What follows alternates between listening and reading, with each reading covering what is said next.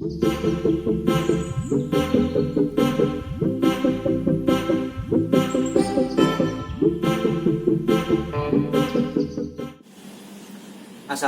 warahmatullahi wabarakatuh. Kami dari kelompok 8 akan menerangkan mengenai aplikasi splint dan alat bantu pada kondisi cedera skeletal. Laporan kami ini disusun oleh yang pertama ada Hana Hidayati dengan NIM 020, yang kedua Indah Putri dengan NIM 024, yang ketiga ada Muhammad Zaki Aulia dengan NIM 031, yang keempat ada Nabila Koni dengan NIM 033, dan yang terakhir ada Sherina Naufa dengan NIM 045. Kita menuju pembahasan yang pertama, yaitu ada anatomi tulang. Tulang adalah jaringan yang tersusun oleh sel dan didominasi oleh matriks kolagen ekstraseluler atau tipe 1 kolagen yang disebut sebagai osteoid. Tulang ini merupakan salah satu bagian yang paling kuat dan keras di dalam tubuh kita karena terbuat dari kolagen dan beberapa mineral seperti kalsium yang membuatnya kuat dan keras dan dapat menopang tubuh. Yang selanjutnya ada bagian-bagian pada tulang. Yang pertama ada diapisis, yaitu batang tulang panjang pada bagian tengah. Yang kedua ada epifisis, ujung akhir tulang yang panjang. Yang ketiga ada metafisis, yaitu ujung tulang panjang yang melebar ke samping. Selanjutnya ada artikular cartilage. Yang selanjutnya ada periosteum, yaitu membran dengan vaskularisasi yang memberi nutrisi pada tulang. Yang selanjutnya ada medullary cavity. Yang terakhir ada endosteum, yaitu membran seluler. Selanjutnya ada beberapa fungsi tulang. Yang pertama sebagai penyokong atau support tubuh. Seperti yang sudah saya jelaskan bahwa tulang bentuknya kuat dan keras sehingga dapat menopang tubuh. Yang kedua sebagai pelindung organ dalam dan jaringan lunak yang lainnya. Yang ketiga ada penggerak atau alat gerak pasif. Yang terakhir ada tulang dapat memproduksi sel darah merah pada sumsum red bone. Selanjutnya ada sistem rangka atau sistem skeletal. Sistem skeletal adalah sistem tubuh yang terdiri dari tulang, tulang rawan, ligamen, dan jaringan lunak lain yang melakukan fungsi penting untuk tubuh manusia. Jadi sekumpulan itu tadi yang berfungsi sebagai penopang, penyokong, support tubuh, penggerak dan produksi sel darah merah yang fungsinya sangat penting bagi tubuh manusia. Tulang rawan memiliki bentuk semi kaku, jaringan ikat, memberikan fleksibilitas sehingga memberikan gerakan fleksibel dan permukaan halus untuk gerakan. Selanjutnya ligamen. Ligamen adalah jaringan ikat yang padat yang menghubungkan antara satu tulang ke tulang yang lainnya, yang terdiri dari jaringan ikat padat mengelilingi sendi dan mengikat elemen-elemen skeletal bersama-sama. Yang selanjutnya ada fungsi dari sistem skeletal atau fungsi dari sistem rangka. Yang pertama ada mendukung tubuh sama seperti support tubuh. Yang kedua ada penyimpanan mineral yaitu berupa kalsium dan lipid berupa sumsum kuning. Yang ketiga ada memproduksi sel darah merah pada sumsum merah. Yang keempat ada perlindungan organ internal dan jaringan lunak yang lain. Yang kelima yaitu memfasilitasi gerakan seperti fungsi tulang yaitu memfasilitasi gerakan gerak pasif. Nah, selanjutnya kita akan membahas tentang gambaran cedera skeletal yang mencakup tentang mekanisme cedera, lokasi anatomis, serta garis fraktur dan fragmen. Trauma skeletal dibagi menjadi 3 kelompok utama cedera pada sistem muskuloskeletal, yaitu fraktur, dislokasi, dan fraktur atau dislokasi. Untuk pengertian fraktur itu sendiri adalah patah tulang di dekat sendi atau mengenai sendi disertai dengan luksasi sendi. Untuk etiologinya dibagi menjadi 3, yaitu karena cedera atau benturan.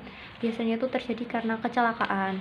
Terus yang kedua ada fraktur patologik, itu biasanya terjadi karena adanya suatu penyakit, misalkan kanker, tumor, atau osteoporosis. Untuk yang ketiga yaitu ada fraktur beban atau fraktur kelelahan. Itu terjadi ketika seseorang melakukan aktivitas yang terlalu berat sehingga dapat menyebabkan fraktur. Untuk klasifikasinya, fraktur dibagi menjadi dua, yaitu fraktur tertutup dan fraktur terbuka.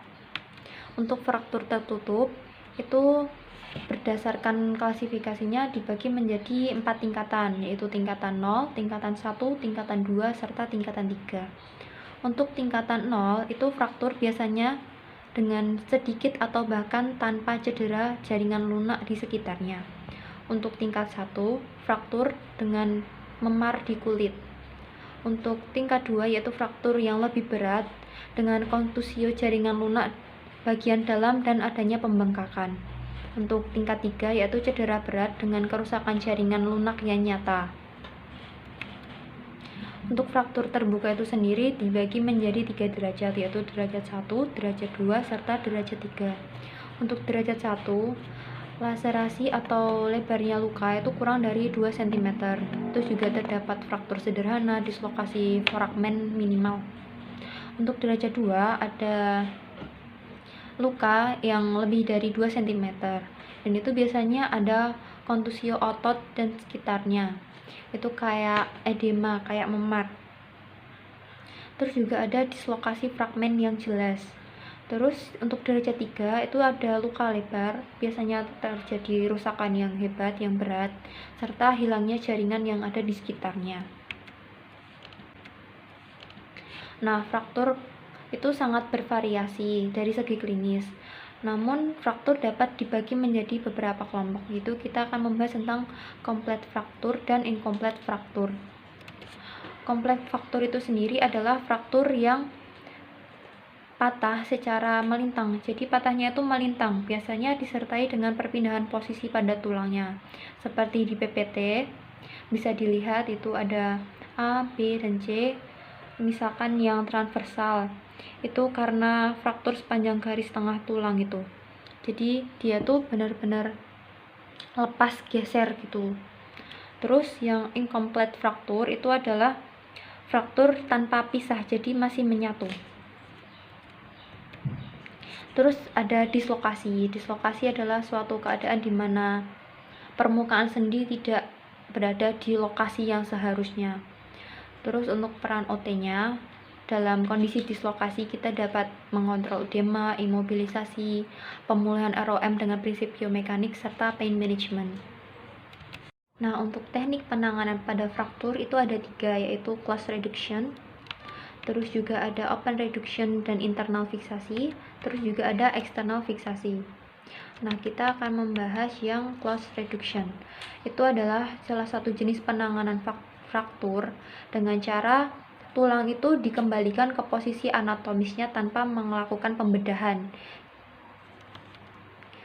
Terus yang kedua ada open reduction dan internal fiksasi, yaitu pengaturan tulang dengan operasi terbuka untuk menyatukan kembali tulang dengan skrup, orif untuk menstabilkan frakturnya itu. Terus ada eksternal fiksasi, yaitu metode bedah dengan mengimobilisasi tulang untuk memungkinkan fraktur dapat sembuh dengan benar. Jadi itu fiksasi tapi yang berada di luar. Beda dengan internal fiksasi tadi yang harus dipasangin skrup orif yang ditanam di dalam. Oke, untuk selanjutnya ada proses penyembuhan fraktur. Nah, untuk proses penyembuhan fraktur ini beragam tergantung dengan jenis yang terkena dan jumlah gerakan yang di tempat fraktur. Nah, proses penyembuhannya ini ada 5 tahap. Yang pertama ada pembentukan hematoma. Pembuluh darah robek dan terbentuk hematoma di sekitar. Sel-sel darah seperti neutrofil membentuk fibrin guna untuk melindungi tulang yang rusak dan sebagai tempat tumbuhnya kapiler baru dan fibroblast. Tahap ini berlangsung selama 6-8 jam setelah fraktur dan hingga beberapa minggu kemudian atau beberapa hari kemudian.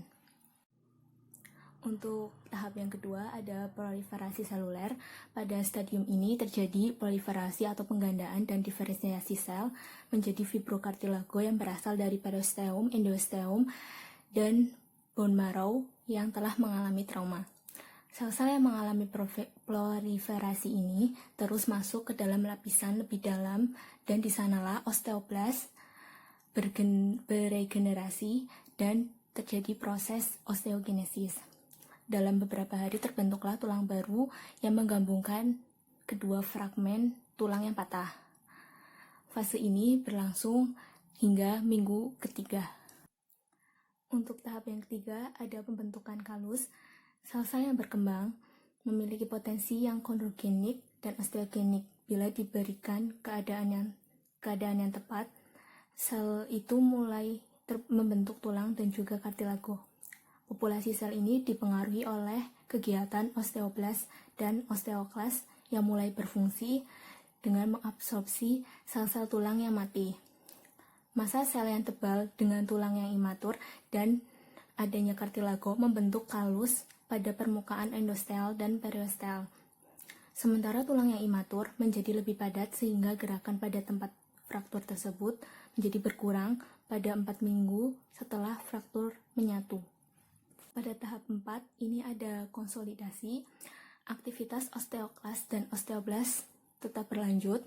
Anyaman tulang berubah menjadi lamelar. Sistem ini sekarang cukup kaku dan memungkinkan osteoklas menerobos melalui reruntuhan pada garis fraktur. Dan tepat di belakangnya, osteoblast mengisi celah-celah yang tersisa di antara fragmen dengan tulang yang baru. Ini adalah proses yang lambat dan mungkin perlu beberapa bulan sebelum tulang kuat untuk membawa beban yang normal. Untuk tahap yang kelima, itu ada remodeling. Fraktur telah dijembatani oleh suatu manset tulang yang padat. Selama beberapa bulan atau tahun, pengelasan kasar ini dibentuk ulang dan proses reabsorpsi dan pembentukan tulang yang terus-menerus.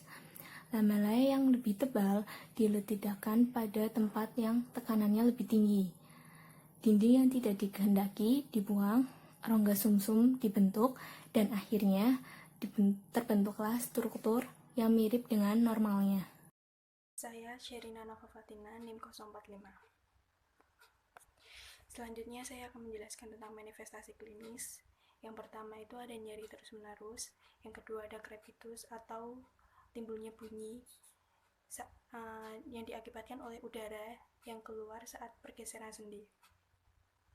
Yang ketiga ada hilangnya fungsi ekstremitas, dan yang keempat ada pemendekan ekstremitas, dan selanjutnya ada deformitas, lalu ada pembengkakan, serta ada perubahan warna lokal pada kulit. Lalu selanjutnya ada penanganan strain dan sprain. Saya akan menjelaskan tentang strain. Strain adalah kerusakan pada jaringan otot karena trauma langsung atau tidak langsung. Pada cedera strain, rasa sakit yang dirasakan adalah nyeri yang menusuk pada saat terjadinya cedera, terlebih jika otot berkontraksi. Saat terjadinya cedera strain membuat daerah sekitar cedera memar dan membengkak. Setelah 24 jam, pada bagian memar terjadi perubahan warna dan tanda-tanda perdarahan pada otot yang sobek, serta otot mengalami kekejangan. Selanjutnya saya akan menjelaskan tentang bagian strain. Ada 3. Yang pertama ada first degree strain atau strain derajat pertama. Strain derajat pertama adalah cedera yang paling ringan, di mana cedera yang terjadi hanya mengenai beberapa serabut otot dan tendon, atau ligamen yang robek dan tidak memerlukan pengobatan, disertai sedikit pembengkakan dan sedikit rasa nyeri. Dengan istirahat saja dapat sembuh dengan sendirinya. Kedua ada second degree strain atau strain derajat 2. Cedera yang terjadi adalah robeknya sebagian besar serabut otot atau tendon serta ligamen. Dapat sampai setengah jumlah serabut otot yang robek. Ketiga ada third degree strain atau strain derajat 3. Kadang disebut complete rupture atau robek total, yaitu cedera yang terjadi di mana serabut otot atau tendon ataupun ligamen sudah putus atau robek total atau hampir putus, lebih dari setengah jumlah cerabut otot yang robek. Selanjutnya, metode treatment untuk mengatasi strain tadi. Yang pertama, untuk strain tingkat 1 atau first degree, itu tidak perlu pertolongan atau pengobatan. Cedera pada tingkat ini cukup diberikan istirahat saja, karena akan sembuh dengan sendirinya. Dan yang kedua, ada strain tingkat 2 atau second degree. Kita harus memberi pertolongan metode RICE atau RICE, atau disebut atau rest, ice, compression, dan elevation. Di samping itu kita harus memberikan istirahat yang lebih sempurna, yaitu dengan tindakan imobilisasi atau suatu tindakan yang diberikan agar bagian yang cedera tidak dapat digerakkan dengan cara balut, tekan, atau spoke maupun gips, atau memberikan gips. Biasanya istirahat selama 3-6 minggu. Yang ketiga ada strain tingkat 3 atau third degree. Kita tetap melakukan metode RICE tadi sesuai dengan urutannya, lalu dikirim ke rumah sakit untuk dijahit atau disambung kembali. Selanjutnya ada sprain. Sprain adalah bentuk cedera berupa penguluran atau kerobekan pada ligamen atau jaringan yang menghubungkan tulang dengan tulang atau kapsul sendi yang memberikan stabilitas sendi. Kerusakan parah pada ligamen atau kapsul sendi dapat menyebabkan ketidakstabilan pada sendi. Gejalanya yaitu inflamasi atau peradangan, dan pada beberapa kasus terjadi ketidakmampuan menggerakkan tungkai. Sprain terjadi ketika sendi dipaksa melebihi lingkup gerak sendi yang normal, seperti melingkar atau memutar pergelangan kaki. Metode treatment untuk cedera derajat 1 biasanya sembuh dengan cepat dengan memberikan istirahat, kompresi, dan elevasi atau RICE. Untuk terapi, latihan dapat membantu mengembalikan kekuatan dan fleksibilitas. Cedera derajat 2, terapinya sama, hanya saja ditambahkan dengan imobilisasi pada daerah yang cedera. Derajat 3 biasanya dilakukan imobilisasi dengan kemungkinan pembedahan untuk mengembalikan fungsinya. Selanjutnya saya akan menjelaskan tentang tingkatan keparahan strain dan sprain. Yang pertama, tingkat 1 atau ringan. Peregangan ringan dan adanya beberapa kerusakan pada serat ligamen atau otot. Dapat ditemukan bengkak ringan, berkurangnya ruang gerak ringan, tapi tidak ada penurunan fungsi gerak. Kedua atau sedang, adanya robekan parsial atau sebagian dari ligamen atau otot. Dapat ditemukan bengkak sedang disertai memar. Terdapat penurunan ruang gerak sedang, penurunan kekuatan sendi, serta penurunan fungsi gerak. Tingkat 3 atau tingkat yang berat, ligamen atau otot robek seluruhnya, terjadi bengkak, memar, dan hampir bahkan hilangnya ruang gerak dan kekuatan sendi dan otot. Selain itu, terdapat hilangnya fungsi gerak secara keseluruhan dan seringkali membutuhkan tindakan operasi. Selanjutnya saya akan menjelaskan tentang spleen atau alat bantu. Definisi dari spleen, hand splinting adalah alat bantu ortopedi yang biasanya digunakan untuk pasien yang mengalami masalah atau gangguan pada tangan. Contohnya seperti pasien CP, dan bisa juga digunakan pada pasien dengan kecacatan yang terjadi pada pergelangan tangan atau jari-jari tangannya. Selanjutnya ada jenis-jenis spleen. Yang pertama ada statis spleen. Jenis spleen yang memiliki base yang kuat untuk dapat mempertahankan sendi agar tidak dapat bergerak. Yang kedua ada dynamic spleen. Dynamic spleen adalah jenis spleen yang dapat menghasilkan kekuatan mobilisasi atau mendukung pada jaringan yang dituju. Ada tujuan spleen. Tujuan spleen itu sendiri yang pertama sebagai alat bantu untuk memberikan dukungan atau support pada tangan. Yang kedua pada anak CP yang mengalami kelemahan otot atau drop hand agar tidak bertambah parah. Yang ketiga ada fungsi lain dari hand spleen, juga bisa menjadi sebagai alat peregangan tangan agar dapat lurus, sekaligus juga sebagai alat terapi bagi otot. Spleen statis itu memiliki beberapa macam bentuk. Yang pertama itu tip protection spleen digunakan untuk distal finger injury sebagai protection and support. Lalu yang kedua ada DIP extension spleen, digunakan untuk cedera jari distal, untuk melindungi dan mendukung menjepit perkuatan di jari distal. Oke, langsung saja kita bahas ke jenis fraktur pada wrist hand. Fraktur yang sering terjadi pada wrist hand itu ada di sekitar palang, metacarpals, yaitu DIP, PIP, MCP, dan CMC, dan carpus atau carpal, dan radius bagian distal.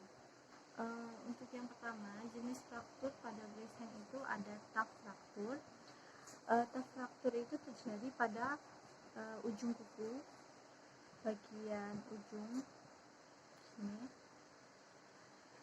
Untuk cedera terbuka pada fraktur ini, prognosisnya akan lebih baik karena kita sendiri tahu bahwa tulang jari itu sangat kecil, jadi ketika cedera terbuka maka kita dapat melihat secara jelas struktur atau bagian mana saja yang rusak.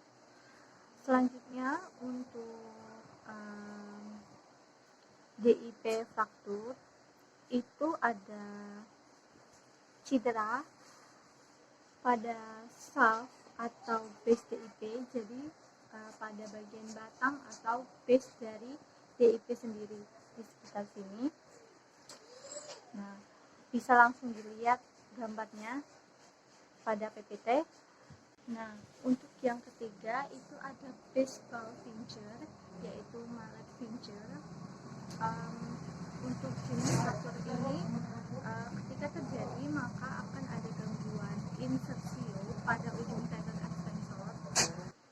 Dan seperti yang kita tahu bahwa kondisi mallet finger itu untuk PIP-nya itu hiperekstensi dan DIP-nya fleksi. Selanjutnya untuk jenis fraktur yang keempat itu ada PIP fraktur. Sini. PIP fraktur itu ketika terjadi maka akan terasa nyeri dan bengkak pada bagian di sekitar sini yang jelas, dan kondisi ini akan menarik otot intrinsik yang ada pada daerah ini, contohnya seperti lumbricals dan lain-lain. Dia akan menarik otot tersebut. Untuk treatment yang dipakai itu ada pining, finger spleen, dynamic, finger flexion, spleen. Untuk jenis fraktur yang kelima itu ada boxer fraktur atau straight finger fraktur. Itu berawal dari beban yang dibawa dari aksis ke MCP. Dan umumnya itu terjadi pada jari kelima, dan fraktur ini sering terjadi untuk kasus peninju. Untuk orang-orang pemain tinju itu akan sering lebih terjadi, dan treatment yang dipakai itu bisa close reduction, ulnar gutter splint, penanganan ROM untuk stabilnya fraktur. Untuk yang ke-6 selanjutnya itu ada fraktur Bennett. Pada fraktur ini dia itu fraktur dislokasi pada basis metacarpal 1, jadi di sekitar sini. Dia terjadi pembengkakan di daerah CMC1, akan terjadi nyeri tekan dan sakit ketika ditegakkan. prognosis ini akan lebih buruk ketika tidak langsung diobati. Untuk mencegah tulang bergerak jauh dari ligamen itu digunakan padded splint. Nah, treatment yang dilakukan itu untuk jenis fraktur Bennett ini yaitu dilakukan reposisi tertutup dengan cara melakukan ekstensi dan ABD ibu jari atau imobilisasi. Kadang juga pada keadaan yang tidak stabil perlu direposisi terbuka dengan menggunakan kawat Skincher. Selanjutnya, fraktur Lando itu terjadi fraktur kominutif bagian dalam artikular pada metakarpal ke-1. Untuk fraktur Rolando sendiri itu sering salah keliru antara fraktur Bennett. Mereka memiliki lokasi yang sama, perbedaannya adalah ketika fraktur Rolando itu lebih parah, tulangnya itu menjadi beberapa bagian, sedangkan fraktur Bennett itu terjadi fraktur dislokasi di mana frakturnya tidak mengalami pembelahan serius dan masih bisa terlihat utuh seperti itu. Untuk treatment fraktur Rolando itu sendiri dipakai bisa open reduction, internal fixation, dynamic thumb splint, dan spine thumb. Oke, gambarnya bisa dilihat di PPT teman-teman. Selanjutnya MCP fraktur. Jika terjadi MCP fraktur ini akan mengakibatkan otot intrinsik yang ada pada area MCP itu akan tertarik, dan treatment yang bisa dipakai itu bisa MCP flexion splint, dan untuk fraktur MCP jari kedua dan ketiga itu menggunakan radial gutter splint yang gambarnya bisa teman lihat di modul atau PPT. Terus untuk fraktur MCP jari kedua sampai 5 itu menggunakan polar splint seperti itu. Untuk jenis fraktur wrist yang terakhir itu ada scapuloid fraktur. Nah, scapuloid fraktur ini ketika terjadi akan sakit, bisa bengkak dan nyeri pada sisi ibu jari pergelangan tangan seperti ini. Nah, untuk hasil X-ray-nya ketika dilakukan X-ray bisa saja terlihat normal karena tulangnya itu bertumpuk dengan yang lain. Jadi ketika patah dia tidak terlihat sangat jelas seperti itu.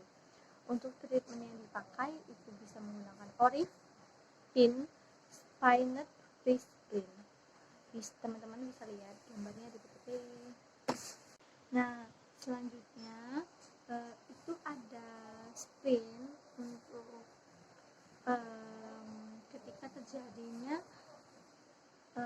kerusakan tendon untuk kondisi fraktur, karena ketika fraktur terjadi bisa jadi tendonnya itu mengalami ruptur atau rusak juga.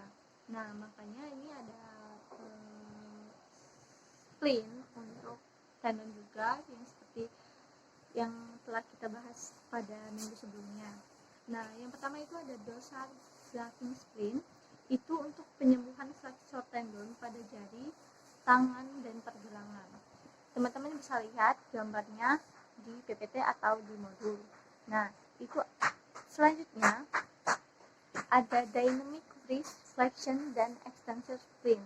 Nah, itu untuk fraktur distal radius, penyembuhan tendon ligamen dan dislokasi juga. Jadi di sini untuk gambarnya itu ada static splint sama dynamic splint. Untuk dynamic splint itu ada atas bawah kan, yang atas itu untuk penyembuhan tendon flexor, dan yang di bawah itu untuk penyembuhan tendon extensor, seperti itu. Oke teman-teman, pembahasan kali ini sudah selesai. Semoga teman-teman paham dan mengerti tentang aplikasi strain dan alat bantu untuk cedera